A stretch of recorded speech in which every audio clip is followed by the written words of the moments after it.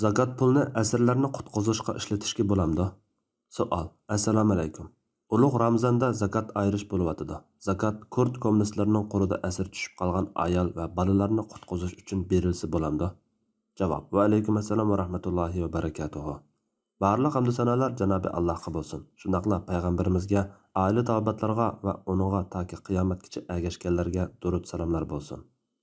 Zakatmi namozga o'xshash islomning to'riklarining biri. Qur'on Karimdagi namozga buyurgan oyatlar zakatgami billa buyurgan.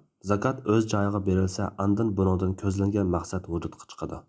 Zakat faqat fiqir miskinlarga beriladigan bo'lmasdan, balki 8 turli kishiga sarf qilinadigan bo'lib, buni Alloh taolo o'zi Qur'on Karimda aniq qilib belgilab o'tgan. Zakat faqat fiqirlarga, miskinlarga, uni yig'adigan xodimlarga, dillarini islomga moyil qilish ko'zda tutilganlarga, qo'llarini ozod qilishda, qarzdorlarda, Allohning yo'lida va ibn sabillarda beriladi. Bu Allohning belgilamasidir. Alloh bandalarning manfaatini obdan bilguchidir, hikmat bilan ish qilguchidir. Mazkur oyatdagi zakat sarf qilinadigan 8 o'rinning 5-si bo'lgan qullarni ozod qilish degan tur umuman qullarni qulluqdan qutuldirish, xo'jayinlari bilan to'xtamlashgan qullarning ozod bo'lishiga yordam qilish, shundaqla kofirlarning qo'lidagi asir musulmonlarni asoratdan qutuldirishni o'z ichiga oladi. Hozirgi ahvolda kurd kommunistlarining qo'lida asorat xo'rlanayotgan, insonlikqa dafsanda qilinayotgan hamshirlarni, bola chaqalarni qutqizishmi mushu turga kiradi albatta. Ular yana bir tarafdan yo'l xarajatidan ayrilib qolgan ibn sabillar deb atalgan 8-turga kiradi. Yana bir tarafdan fiqirlar, miskinlardan iborat 1 va 2-turga hammadan burun kiradi. Demak, zakatni ularni qutqizish uchun sarf qilishning to'g'riligiga qil sig'maydi. Musulmonning qo'lidagi musulmon qulni zakat bilan ozod qilish ibodat tursa, musulmonni kofirning qulligidan va xo'rlashidan qutuldirish albatta ibodat bo'ladi. Zakatdan bir ulushni, qullarni, asirlarni ozod qilishga belgilashmi, islom dinimizning qulluqni tugutish va ozod qilish, hurlikka erishtirishni oldingi nishon qilganligini ko'rsatadi. Alloh taolo Qur'onda qasamni buzib o'tish, sahvanlikdan odam o'ldirish, Ramazondagi ro'zani buzib o'tish qatorliq qilmishlar uchun qul ozod qilishni kaforat qilib bekitgan. Qur'on Karim yana qul ozod qilishni Alloh taologa yaqinlashtiradigan eng katta toat ibodat deb qaragan va uni davon eshish deb sifatlagan. Inson uchun 2 ko'z, 1 til, 2 kalpuk yaratmadikmi? Uningga yaxshi yo'l bilan yomon yo'lni ko'rsatmadikmi? U davon oshmadi. Davon eshishning nimaligini qandoq bilading? Qul ozod qilmoqdir yoki acharchilik kunda tuqqanchiligi bo'lgan yetimga yoki to'pida yotgan miskin, ya'ni holi nachar kambag'alga tamoq bermakdir. Shuning bilan birga iymon aytganlardan, o'zaro savr qilishga tavsiya qilishganlardan, o'zaro marhamat qilishga tavsiya qilishganlardan bo'lmoqdir. Ana shular, ya'ni yuqoridagi ishlarni qilgan kishilar saodatmand kishilardir. Bizning oyatlarimizni inkor qilganlar badbaxtlardir. Ular do'zaxga solinadi. Haq Taoloning ne'matlariga shukr qilib, farzni ado qilish, musulmon qarindoshlarimizga mehr yetkazish, biz yaxshi ko'radigan mol-mulkni garchi bizga ig'ir kelsa-mo, qarindoshlarimizni qutuldirishga sarf qilishimiz, ularga marhamat qilganligimiz, mehr yetkazganligimiz bo'lib hisoblanadi. Shuni qilgandala saodatmanlardan bo'lish mumkin. Bo'lmasa, u davonni ashqili bo'lmaydi.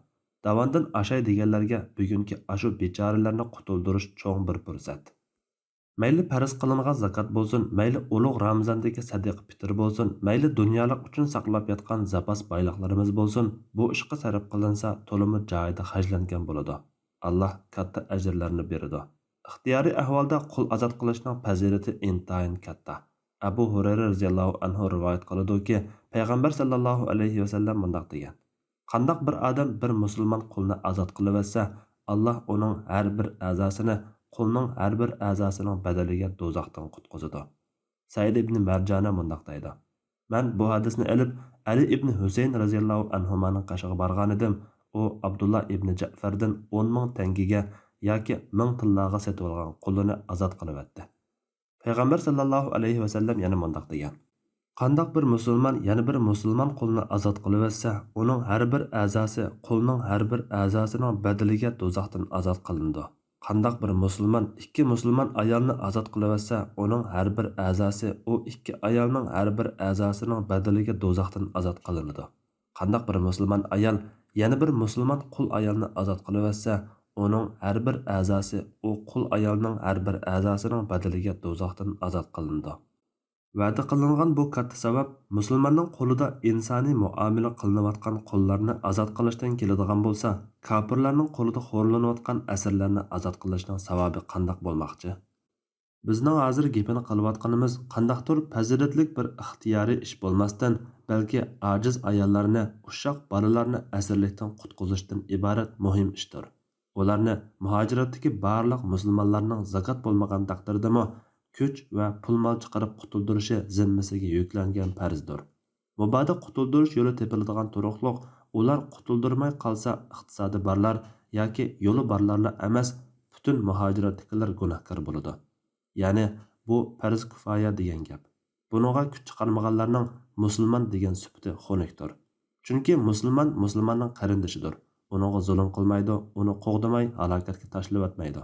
Ya'ni musulmonni uni bo'zaq qilgan, uningga aziyat yetkazgan va uning haqqini tortib olgan kishiga tashlab qo'ymaydi deganlikdir.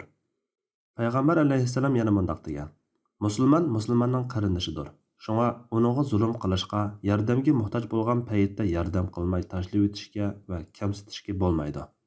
Imom Qurtubiy mundaq degan: asirlarni ya urush qilib, ya pul hajlab qutuldirish musulmonlar jamoatiga vojib. Pul hajlab qutuldirish, jon qurbon berish bo'lmag'achqa, texmi qattiq vojib. Imom Malik musulmonlarga butun mollarni hajlab bo'lsa-mu, asirlarni qutuldirib olish vojib.